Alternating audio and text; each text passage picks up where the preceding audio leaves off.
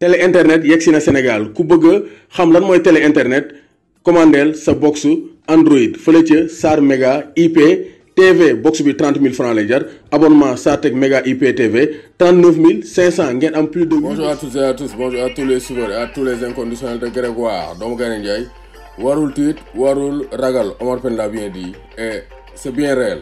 Un vrai lion ne doit pas avoir peur. Un vrai lion ne doit pas fuir.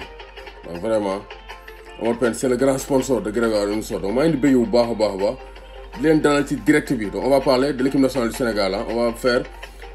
On va tirer les enseignements de la double confrontation ou bien des deux matchs amicaux des Lions du Sénégal face au Chipolopolo de la Zambie et face au Requin Bleu du Cap-Vert. Donc maa ngi di bëgg bu baax Momo Sow Ousseynou Diop MD maa ngi lay bëgg bu baax a baax Papisco foofu bi Guinée maa ngi di siyaar bu baax Cheikh Ahmed Tidiane Mbagnick Fall maa ngi di bëgg ñëpp et di leen jaajëfal ci ànd bu ngeen ànd ak Grégoire Omnisport. Donc di leen ne Europe aussi ça sera avec Grégoire Omnisport.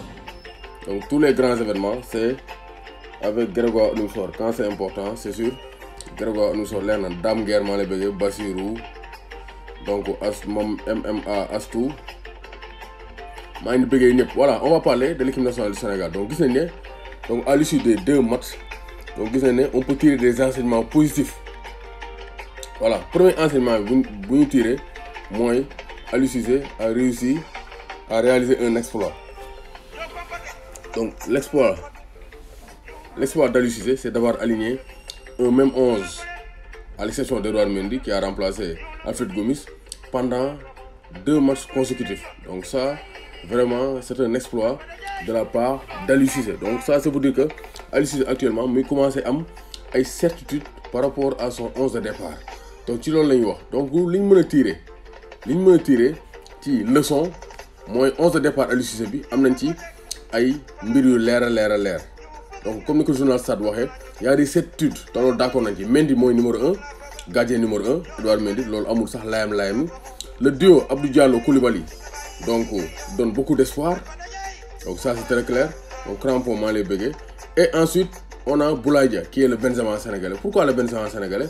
Parce qu'il s'est décroché, il s'est libéré des espaces et il a une bonne maîtrise du ballon. Donc rien à dire. Donc Boulaye Dia a marqué des points. Donc Mendy l'indispensable. Donc après avoir écarté Khadim Ndiaye, donc Abdoulaye Diallo, Edouard Mendy s'est installé comme numéro 1 au sein de l'équipe nationale du Sénégal. Te li ko gën a prouver mooy dafa toj clubam insister ñu ne ko Guinée-Bissau France mu ne je veux jouer pour l'équipe nationale du Sénégal. Aliou Cissé pour ban Guinée-Bissau woo ko il a appelé Edouard Mendy à Bata éliminatoire Coupe d'Afrique des Nations.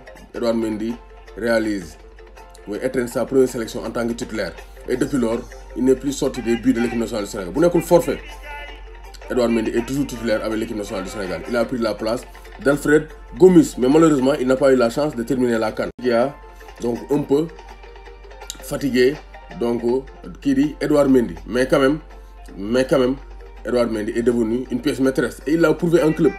Il a remporté la Ligue des Champions. Il a réalisé donc plusieurs clean sheets. Voilà, Djibril maa lay bëgg bu baax yaa Omar Pène bi neex au niveau. Voilà, donc noonu la demee. Donc actuellement du point de vue club, du point de vue équipe nationale du Sénégal, il n'y a pas mieux qu'Edouard Mendy. Donc place am leer na. Donc ça c'est une certitude. Il faut aimer les directs aimer les directs bi.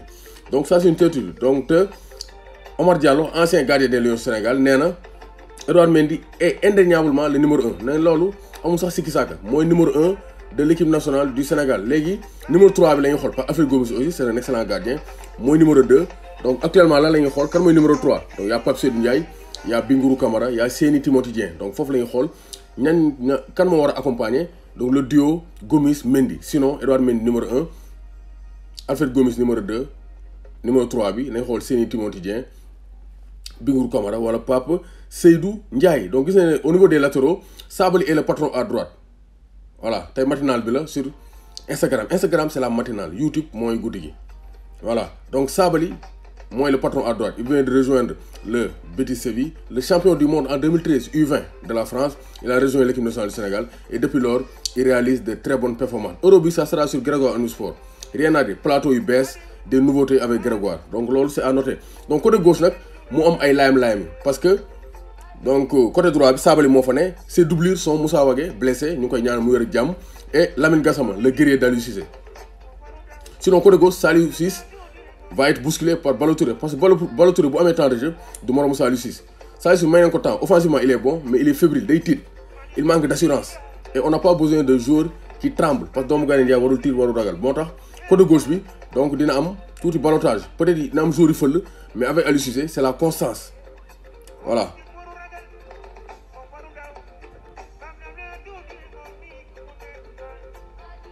Ouais, mais Koulibaly dina gérer. Koulibaly il va gérer. Ça c'est pas un problème pour moi. Koulibaly à droite à gauche, ça c'est pas un problème. Voilà, justement ma ñëw ci duo bi, le duo axe central Koulibaly Abdou Diallo ñoom aussi ils ont rassuré. Gis nañ ne am na donc assurance bu baax a baax am nañ yaakaar bu baax ne ça peut être l'axe pour le Sénégal pour la CAN 2022. Donc am nañ ci yaakaar bu baax a baax. Donc Galsen Football maa ngi leen di bëggee bu baax a baax yéen tamit yéen a ngi def liggéey bu jéggi dayoo. maa ngi di béy bu baax Grégoire Sénégal kañ lay joué waat septembre la ñu war a joué waat pour les éliminatoires de la Coupe du Monde 2022. Donc Omar Diallo mon envoyé spécial à Saint-Louis maa ngi lay béy bu baax. Donc axe bi vraiment ça a donné des assurances même si ñu bëri ñu ngi naan Abdou Diallo mën nañu ko tester à gauche ñu indi Koulibaly ak Ablaye Seck wala Pa Oussé wala Kouyaté mais en tout cas Abdou Diallo Koulibaly wax na ko nee na c'est un très bon défenseur te bu ñu ko confirmer mën nañu am défense bu baax a baax. L'essentiel on a de bons joueurs Arial Mendy Aliou Cissé woon ko 2 fois may ko chance donc c'est un très bon gaucher.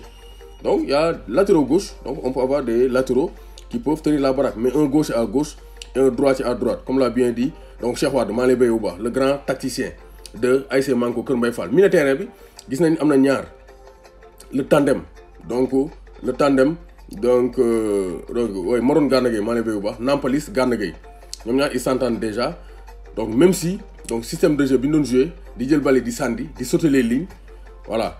Sauter les lignes bi baaxul ci football Sénégal parce que balle de combat la ñuy sànni ci kaw te loolu day indi problème donc day indi problème dans la maîtrise de la balle donc teg balle bi mu jaar ci milieu bi donc Gana il doit plus s'améliorer dans l'animation mu xam ne moom la teg milieu relayeur donc voilà donc Gana Gueye moom moo xam ne moom mooy milieu relayeur donc war naa xam ne war a gën a améliorer wu jël ay initiative di yéegal bal yi Nampalis moom c'est le haut niveau 0 Nampalis donc moom lépp lis donc da ko sur le très haut niveau avec Nampalis Mendy donc vraiment rien à dire Nampalis Mendy ndi Momo Nianguer maa lay béy Kala Moussa maa lay béy bu baax donc rien à Nampalis et Gana ne sont pas incompatibles vieux ba loolu la wax ancien coach Stade de Mbour mais ils doivent surtout travailler. Bon, c'est vrai que nous devons jouer un match enchaîné, mais Gana surtout doit travailler dans la conservation de la balle, dans l'animation du jeu. Parce que moi, je suis milieu relayeur avancé. Les balles qui sont là pour y aller, nous devons descendre les balles. Donc, nous, pour l'instant, Aliou Cissé compte sur eux. Donc, on va voir ce que ça va donner à l'avenir. Attaque, les Sarr et Mané sont confirmés. Donc, Sadio Mané et Ismaël Sarr confirmés. Sadio Mané, il est confirmé comme l'électron libre. Derrière Boulaye Dia, Ismaël Sarr à gauche. Moi aussi confirmé, voilà, milieu terrain, voilà, attaquant de pointe. Donc, Pape Sarr, pour l'instant, c'est l'idéal. Mais pour l'instant, Pape Sarr est relégué sur le banc derrière la paire Nampalis et donc Idrissa Gana. Pour l'instant, cette tutte bi ñu am mooy Pape Sarr il va démarrer sur le banc. Cette tutte bi ñu am peut-être Krépin Diatta Pape Sarr mën na ko remplacer pour mu renforcer milieu terrain bi bu ñu soxla plus d'animation. Mais pour l'instant, donc c'est ça.